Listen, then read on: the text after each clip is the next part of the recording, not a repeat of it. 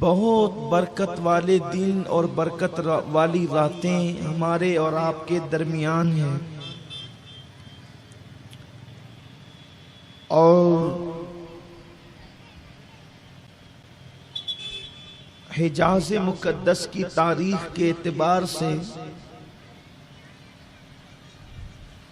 وہاں آج شب عرفہ ہے، اور ہمارے یہاں ایک دن ہم پیچھے ہیں۔ اس وقت تو حجاج کرام منا کے میدان میں منا کی بہاروں سے لطف اندوز ہو رہے ہوں گے۔ اللہ ان کی دعاؤں میں ہمارا بھی حصہ عطا فرمائے۔ چاہتا تھا کہ کچھ حج اور قربانی سے متعلق باتیں ہوں، لیکن جس محلے میں بھی یہ پروگرام ہوتا ہے لوگ پہلے سے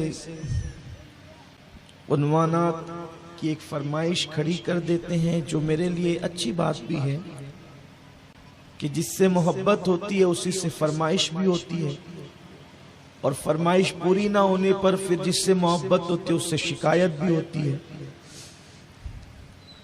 اور پوری ہونے پر شکر کے مواقع بھی ہوتے ہیں۔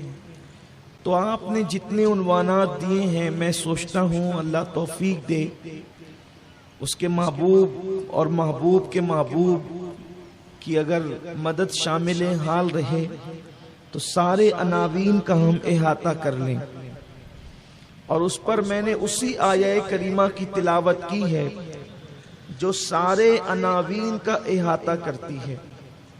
میرا اللہ فرماتا یا ایھا الناس اتقو، اے لوگو ڈرو، کس سے؟ ربکم الذی خلقکم من نفس واحدہ، اس رب سے جس نے ایک جان سے تمہیں پیدا کیا۔ یہاں صرف مومنین کو، مسلمانوں کو ڈرنے کا حکم نہیں، بلکہ اللہ تبارک و تعالیٰ نے پوری کائنات کے انسانوں کو ڈرنے کا حکم دیا، اور جب ڈرنے کا حکم دیا تو یہ نہیں کہا کہ رب کعبہ سے ڈرو، رب انبیاء سے ڈرو، یہ نہیں کہا، بلکہ یہ فرمایا اس رب سے ڈرو جس نے ایک جان سے تمہیں پیدا کیا۔ وہی اللہ ہے، وہی رب ہے جس نے سارے انسانوں کو ایک جان سے وجود عطا فرمایا، ایک جان سے پیدا کیا۔ ہاں اس نے ہر مذہب کے انسانوں کو پیدا کیا، ہر خطے کے انسانوں کو پیدا کیا، ہر قبیلے کے انسانوں کو پیدا کیا۔ میرا اللہ، اس سے ڈرو، اس کا خوف، اس کی خشیت کہ وہ دیکھ رہا ہے، وہ ہر وقت ملاحظہ کر رہا ہے۔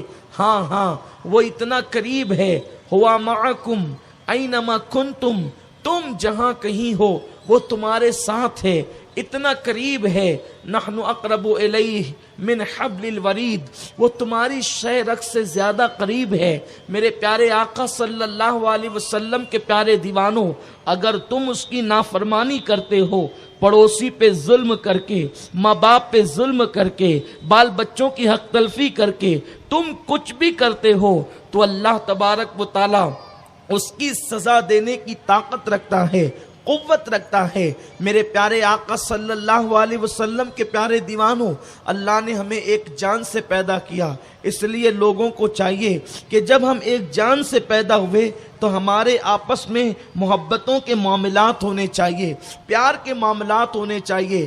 آپ دیکھیں آج کل لوگ نکاح شادی بیاہ کرتے ہیں، اور شادی بیاہ کرنے کے بعد ایک خاتون، ایک لڑکی اپنے ماں باپ چھوڑ کر، اپنی بہنیں چھوڑ کر، اپنی بچپن کی سہیلیاں چھوڑ کر، وہ سب کو چھوڑ کر آپ کے ساتھ آ جاتی ہے۔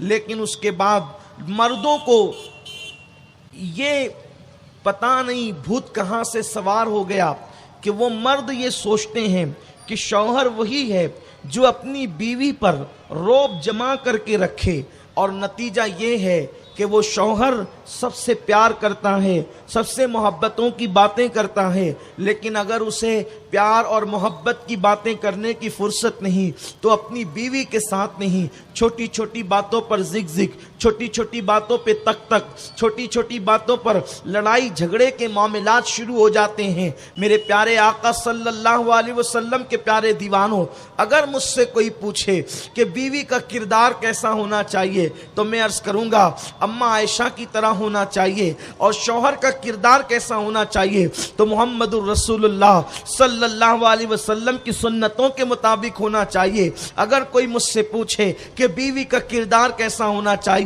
तो मैं अर्ज करूंगा सैयदा फातिमतुज़ ज़हरा की तरह होना चाहिए, और शौहर का किरदार मौलाए कायनात शेर खुदा अली मुर्तज़ा की तरह होना चाहिए। अगर कोई मुझसे पूछे कि बीवी का किरदार कैसा होना चाहिए तो मैं अर्ज करूंगा जनाबे हाजरा की तरह होना चाहिए, और शौहर का किरदार जनाब इब्राहीम अलैहिस्सलाम की तरह होना चाहिए। आप देखें तो सही मेरे प्यारे आका सल्लल्लाहु अलैहि वसल्लम के प्यारे दीवानों, मियाँ बीवी में आपस में इख्तिलाफ कब होता है, आपस में झगड़े कब होते हैं? पहली बात तो ये, आज लोग शिकायत करते हैं मौलाना हमारे घरों में बरकत नहीं है। मैं अर्ज करना चाहता हूँ बरकत कैसे होगी? अल्लाह के हबीब मुस्तफ़ा करीम सल्लल्लाहु अलैहि वसल्लम फरमाते हैं जब मियाँ बीवी अपने घर में झगड़ा करते हैं तो अल्लाह तबारक व तआला उनके घर से बरकतों को उठा लेता है। ये झगड़े और इख्तिलाफात बरकत के उठाए जाने का जरिया बन जाते हैं।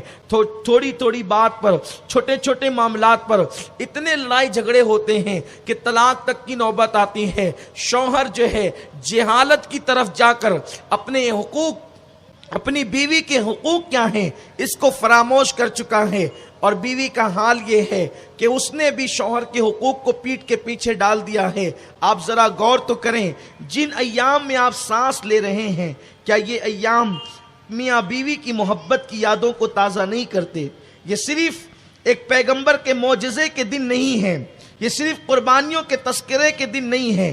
क्या आपने नहीं सुना कि जनाबे सैयदा हाजिरा सलामुल्लाह अलैहा ये वो खातून है कि एक बादशाह की बेटी थी, शहजादी हैं ये, लेकिन उस शहजादी को किसी जंग के मौके पर उठा लिया गया है।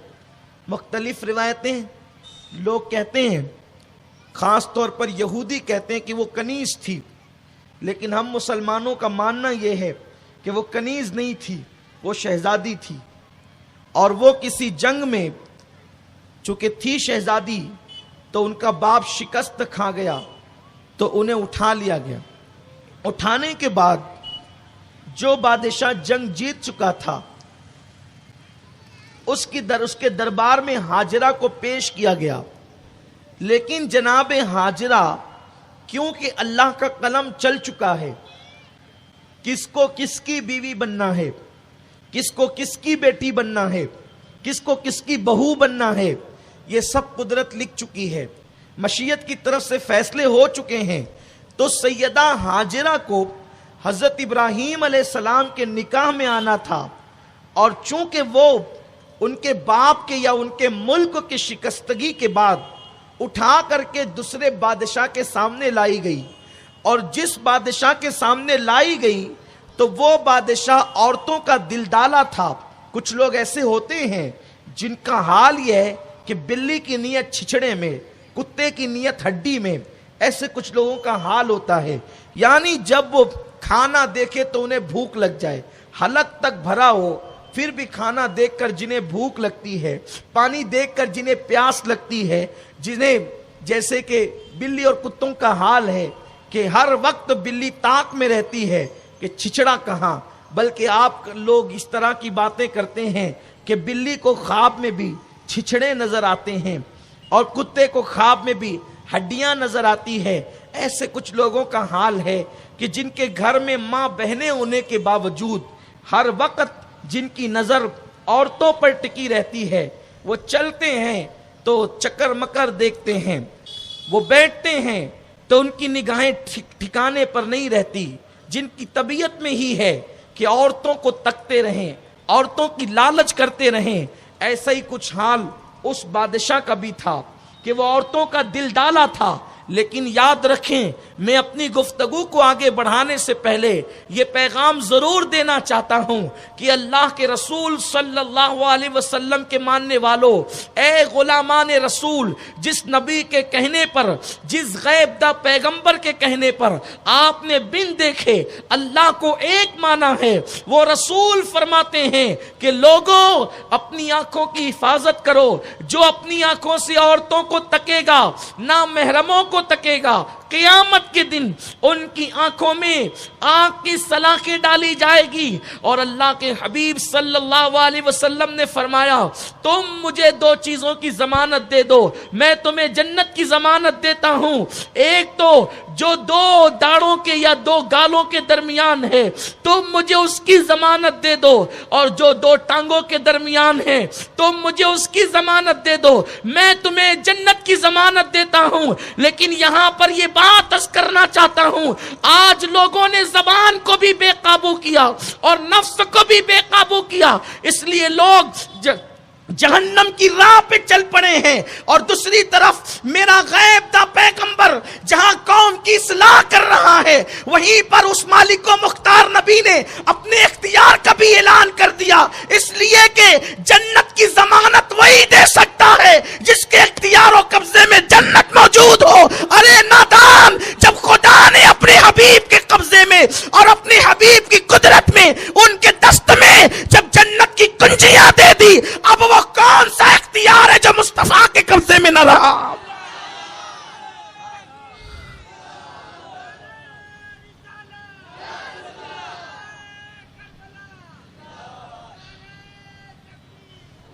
اللہ کے حبیب صلی اللہ علیہ وآلہ وسلم فرماتے ہیں تم دو چیزوں کی ضمانت دو، میں تمہیں جنت کی ضمانت دیتا ہوں۔ لیکن لوگوں نے آنکھیں بھی آوارہ کر دی، نفس بھی آوارہ ہو گیا، اور لوگ جہنم کی راہ پہ چل پڑے، جہنم کے راستے پر لوگ چل پڑے۔ اللہ اکبر۔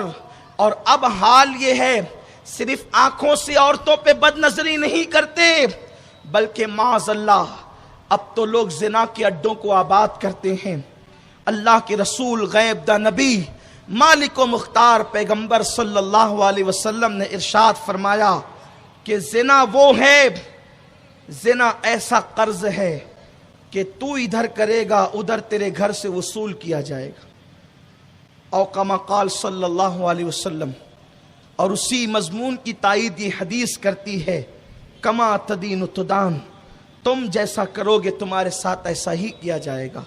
میرے پیارے آقا صلی اللہ علیہ وسلم کے پیارے دیوانوں، بڑی مشہور و معروف و روایت اکثر آپ سنتے ہیں، اللہ کے حبیب غیب دا نبی صلی اللہ علیہ وسلم کی بارگاہ میں ایک جوان آیا اور عرض کیا یا رسول اللہ صلی اللہ علیہ وسلم، آپ مجھے زنا کرنے کی اجازت دیں، میں زنا کرنا چاہتا ہوں۔ فاروق اعظم نے تلوار نکال لی، گستاخ بے ادب، تو یہ ہمت کیسے کر سکتا ہے کہ تو اتنے بدترین جرم و زنا کی اجازت حضور سے لینے آئے؟ تو میرے مالک و مختار پیغمبر نے اپنے اختیارات کا استعمال کرتے ہوئے فرمایا عمر رہنے دو، عمر رکو، یہ بات مجھ سے کرتا ہے۔ آقا کریم صلی اللہ علیہ وسلم نے اس شخص کو، جوان کو کہا کیا تجھے پسند ہے کہ کوئی تیری ماں کے ساتھ، تیری بہن کے ساتھ، تیری بیٹی کے ساتھ یا تیری بیوی کے ساتھ زنا کرے؟ عرض کی نہیں یا رسول اللہ۔ آقا کریم صلی اللہ علیہ وسلم نے فرمایا کہ تو جس کے ساتھ زنا کرے گا یا وہ کسی کی ماں ہوگی، کسی کی بہن ہوگی یا کسی کی بیٹی ہوگی یا کسی کی بیوی ہوگی، اس کے بعد میرے آقا نے اپنا دست قدرت اس کے سینے پہ مار دیا۔ وہ جوان کہتا ہے کہ میرے دل میں زنا کی محبت تھی، مالک و مختار پیغمبر کا ہاتھ کیا ٹچ ہوا سینے سے، میرے دل سے گناہ کی محبت نکل گئی اور زنا کی نفرت میرے دل میں پیدا ہو گئی۔ اب آپ غور کریں، یہ تو حدیث پاک ہے۔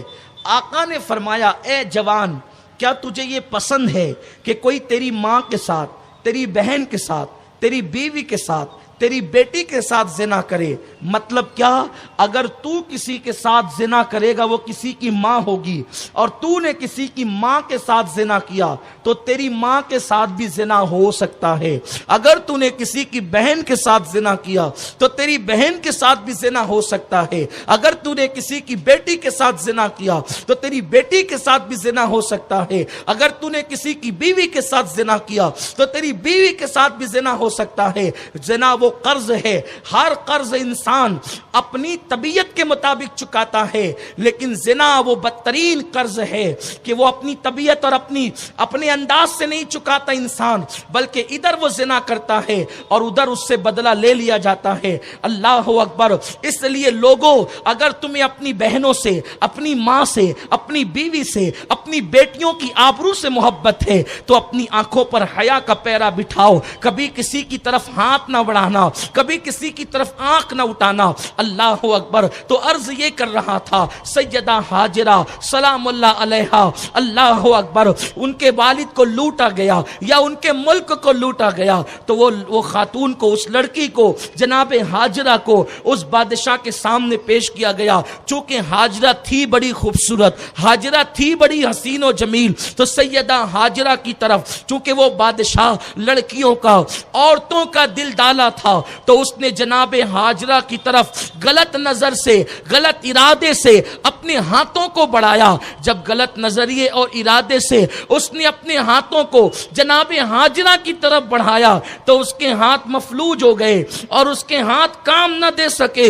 اس نے پھر اس کے بعد جناب ہاجرہ سے معافی مانگی, حضرت ہاجرہ نے معاف کیا, اس کے بعد دوبارہ اس نے وہی نیت کی. اب اس سے زیادہ سخت معاملہ ہوا, اسی طرح کئی بار ہوا, تو اس نے کہا یہ لڑکی کوئی طاقت اور قدرت والی لڑکی پتہ چلتی ہے, اس لیے اسے اٹھاؤ اور اس کو جیل میں ڈال دو, اسے قید کر دو. میرے پیارے آقا صلی اللہ علیہ وسلم کے پیارے دیوانوں, ہاجرہ نبی نہیں, نبی کی ماں بننے والی ہے, نبی کی بیوی بننے والی ہے. اللہ نے اس عورت کو, چونکہ وہ نبی کے نکاح میں آنے والی تھی, یہ شان عطا کی کہ اللہ تبارک و تعالیٰ نے کسی اجنبی مرد کا ہاتھ اس پر پڑنے نہیں دیا, جبکہ وہ مکمل طور پر اس مرد کے قبضے میں تھی, وہ جو چاہتا کرتا. لیکن چونکہ وہ نبی کی بیوی بننے والی تھی اور اس کو نبی کی ماں بننا تھا اور بالخصوص سید الانبیاء کی دادی بننا تھا, تو اللہ نے عصمت ہاجرہ کی کیسے حفاظت فرمائی. نادان, جب نبی کی بننے والی بیوی ابھی بنی نہیں, نبی کی بننے والی بیوی, نبی کی بننے والی ماں ابھی بنی نہیں, بننے والی ماں, نبی کی بننے والی دادی جب عام عورتوں کی طرح نہیں ہوتی تو نبی عام مردوں کی طرح کیسے ہو سکتے ہیں. نبی کے لیے جسے پیدا کیا گیا اس کو اللہ نے بے مثال بنا دیا. ورنہ دیکھو لوگوں کا حال, دیکھو لوگوں کی کیفیت, معاذ اللہ ثم معاذ اللہ. عورتوں کی عزتیں کتنی محفوظ ہیں. ارے عورتیں مردوں کی عزتیں اب محفوظ نہ رہی, مردوں کا حال عجیب ہو گیا. میرے پیارے آقا صلی اللہ علیہ وسلم کے پیارے دیوانوں, اور اس کے بعد حضرت ابراہیم علیہ السلام ہجرت کر رہے تھے, تو آپ اپنی بیوی جناب سارہ کو لے کر جب اسی بادشاہ کی سلطنت میں قدم رکھتے ہیں تو حضرت ابراہیم علیہ السلام کے ساتھ چونکہ جناب سارہ تھی تو وہ بادشاہ کے کارندے حضرت سارہ کو بھی لے گئے, اور اس کم وقت بادشاہ نے حضرت سارہ کی طرف بھی ہاتھ بڑھایا تو وہی حال ہوا. تو تب اس نے کہا کہ جیسے تو ہے ویسے ایک لڑکی میرے پاس اور ہے کہ تیری طرف ہاتھ بڑھائے تو ہاتھ مفلوج ہو گئے, اسی طرح وہ ایک اور لڑکی تھی اس کی طرف بھی ہاتھ بڑھائے تھے تو یہی حال ہوا تھا. سو میرے لیے دعا کر. حضرت سارہ نے دعا کی, اس کے ہاتھ اچھے ہو گئے. پھر اس کے بعد اس نے کہا کہ یہ لڑکی اب میرے کام کی نہیں, تو جاتی ہوئی لے جا. تو تب جناب سارہ حضرت ہاجرہ کو لے کر کے آئی, اور لے آنے کے بعد کہا کہ ابراہیم آپ ان سے نکاح کر لیں تاکہ اللہ تعالیٰ ان کے ذریعے سے آپ کو نیک اولاد عطا فرمائے. حضرت ہاجرہ سے نکاح ہوا, اور نکاح کے بعد حضرت ہاجرہ سے اللہ نے سیدنا اسماعیل علیہ السلام کو وجود عطا فرمایا. دیکھو حضرت سارہ رضی اللہ تعالی عنہا نے عرض کیا میرے شوہر یہ بچہ یہ بیوی ایک کام کرے، آپ اس کو یہاں سے چھوڑ کر یہاں سے نکال کر کہیں اور کسی اور مقام پہ چھوڑ آئے۔ حضرت ابراہیم علیہ السلام کو تردد ہوا کہ میری پہلی بیوی دوسری بیوی کو کہیں پہنچانے کی بات کرتی ہے، تو اللہ کا حکم آیا ابراہیم جو سارا کہتی ہے وہ اس کی مرضی نہیں، وہ ہماری مرضی ہے، اس لیے تم ایسا ہی کرو۔ حیرت کی بات ہے، آج عورتوں کو سوچنا چاہیے، لمبی لمبی زبانیں کر کے عورتیں لڑتی ہے شوہر سے، لیکن حضرت ابراہیم علیہ السلام نے ہاجرہ سے کہا ہاجرہ تم نے میرے ساتھ کہیں چلنا ہے۔ ہاجرہ نے یہ بھی نہیں کہا میرے سرتاج کہاں چلنا ہے۔ دیکھو بیوی کو شوہر کی کتنی فرما بردار ہونا چاہیے، بیوی کو شوہر کی کیسی وفادار ہونا چاہیے، یہ کیفیت ہے۔ اللہ اکبر، پوچھا بھی نہیں کہاں، اور آپ اپنی سواری پر اپنے بیٹے حضرت اسماعیل علیہ السلام کو لیتے ہیں، اور اس کے بعد اپنی بیوی سیدہ ہاجرہ سلام اللہ علیہا کو لیتے ہیں، اور وہاں پہنچتے ہیں جہاں آج کل مکۃ المکرمہ ہے، مکہ شریف ہے، جہاں آج کل اس کو قرآن وادی غیر ذی زرع کے نام سے یاد کرتا ہے۔ وہاں کچھ نہیں تھا اس وقت، یعنی آج سے کم و بیش ہزاروں سال پہلے کی بات ہے، کچھ نہیں تھا، چھوٹے چھوٹے پتھریلے ٹیلے تھے، ریت تھی، پتھریلی زمین تھی، اور وہاں پر حضرت اسماعیل علیہ السلام حضرت ابراہیم علیہ السلام پہنچے، ننھے سے بچے اور اپنی بیوی کو لے کر اتار دیا۔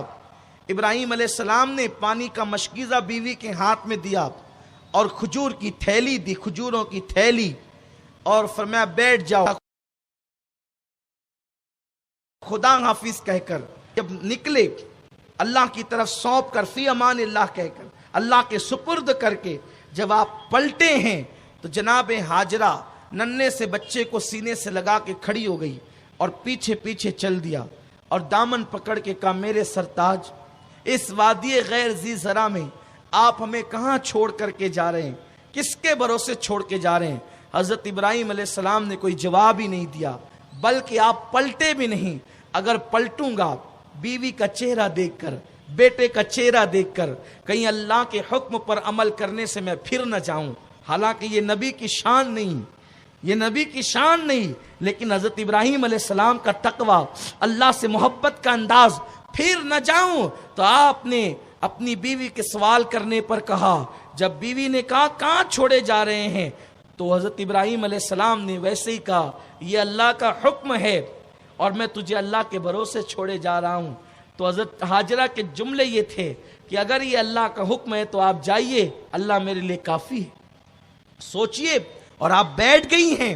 حضرت ابراہیم علیہ السلام جب بہت دور چلے گئے، جہاں سے نہ ہاجرہ نظر آتی تھی نہ اسماعیل علیہ السلام، تو چونکہ تھے شوہر، ایسا نہیں کہ ایک بیوی کو چھوڑ دیا تو دوسری تو گھر میں ہیں۔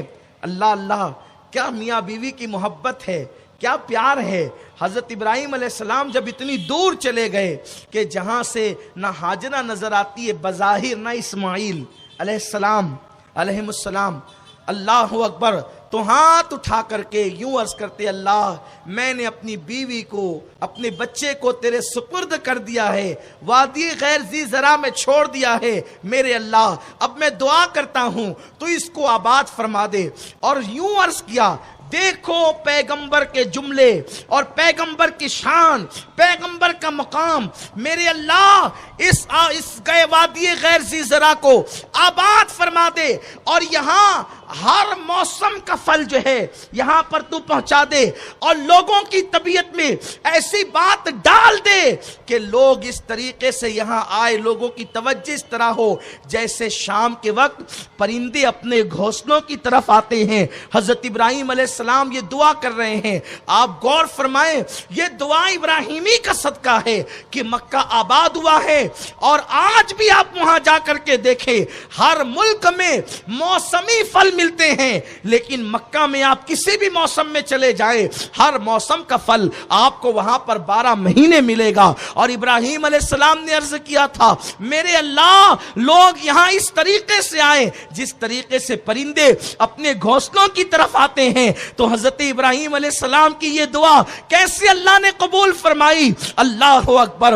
حضرت ابراہیم علیہ السلام نے پرندوں کا ذکر کیا اور وہ بھی گھونسلوں کی طرف آنے کا ذکر کیا۔ دیکھو مختلف شہروں میں لوگ جاتے ہیں، کوئی اپنی اپنی کار سے جاتا ہے، کوئی اپنی بائک سے جاتا ہے، کوئی کسی طرح جاتا ہے، لیکن مکے میں جانے کی خاص بات ہے، لوگ گروپ در گروپ آتے ہیں، گروہ در گروہ آتے ہیں، ایک لباس میں اور ایک بولی بولتے آتے ہیں۔ پرندہ جب گھونسلے کی طرف جاتا ہے تو ہر پرندہ وہی بولی بولتا ہے جو دوسرا پرندہ بولتا ہے، لیکن سبحان اللہ، یہ اللہ کے نبی کی دعا، یہ نبی کا اختیار ہے کہ نبی جو کہتا ہے اللہ نبی کے جملوں کی لاج رکھتا ہے۔ اللہ اکبر۔ دیکھیں تو صحیح، بغلے جب جاتے ہیں تو سب سفید لباس میں، سفید انداز میں ایک ہی بولی بولے جاتے ہیں۔ کوے جاتے ہیں تو پورا گروپ ایک انداز میں جاتا ہے، اسی طرح چڑیے جاتی ہے تو چڑیوں کی بولی ایک ہوتی ہے۔ لیکن قربان جائیں، ہندوستان کا حاجی، پاکستان کا حاجی، بنگلہ دیش کا حاجی، برطانیہ کا حاجی، امریکہ کا حاجی مختلف بولیاں بولتے ہیں، مختلف کپڑے پہنتے ہیں، لیکن جب وہ مکے کی طرف جاتے ہیں تو ایک لباس میں، کوئی عربی ہو عجمی ہو، وہ عربی ہی بولتے جاتا ہے اور لبیک لبیک کی صدائیں بلند کرتا ہے۔ اور جب قافلے اتر کر کے حرم محترم میں داخل ہوتے ہیں تو یوں لگتا ہے جیسے پرندے اپنے گھونسلے کی طرف آ رہے ہیں، پرندے اپنے گھونسلے کی طرف لوٹ رہے ہیں۔ یہ کیسے ہوا؟ یہ یقیناً اللہ کا کرم ہے، لیکن یہ میاں بیوی کی محبت کی برکت ہے۔ حضرت ابراہیم سے حضرت ہاجرہ نے وفا کیا تو اللہ نے میاں بیوی کی اس محبت کی یوں لاج رکھی کہ مکہ جیسا شہر آباد ہو گیا، مکے جیسے شہر کو وجود ملا۔ لیکن آج کل کیا ہے؟ آج کل عورتوں کا مزاج یہ ہے کہ جب تک کہ شوہر سے لمبی لمبی زبان نہ چلائیں اس وقت تک وہ بیوی نہ کہلائے۔ سوچو حضرت ہاجرہ کو کہا اللہ کا حکم ہے تو بیٹھ گئی، ایک جملہ تک نہیں کہا۔ آج کل کی عورتیں ہوتی تو کیا ہوتا؟ الیاذ باللہ، اللہ رحم و کرم فرمائے۔ لیکن یاد رکھیں اللہ کا اعلان ہے جیسا شوہر ویسی بیوی۔ ارے جب شوہر خلیل اللہ ہے تو بیوی جناب ہاجرہ ہوگی نا۔ اور شوہر بگڑا ہوا ہے تو پھر اس کو اچھی بیوی کیسے مل سکتی ہے؟ لوگ چاہتے ہیں کہ میں دنیا کا بگڑا رہوں اور میری بیوی مجھے مل جائے۔ اللہ تبارک و تعالیٰ کی ایک دم وفادار اور فرما بردار کنیز کیسے ہوگا؟ کیسے ہوگا؟ تم لوگوں کو میلے ٹھولوں میں دھکا دیتے گھومو، تمہیں پارسا بیوی مل جائے؟ الیاذ باللہ، استغفر اللہ۔ مسلمانوں اپنے حال پہ رحم کرو۔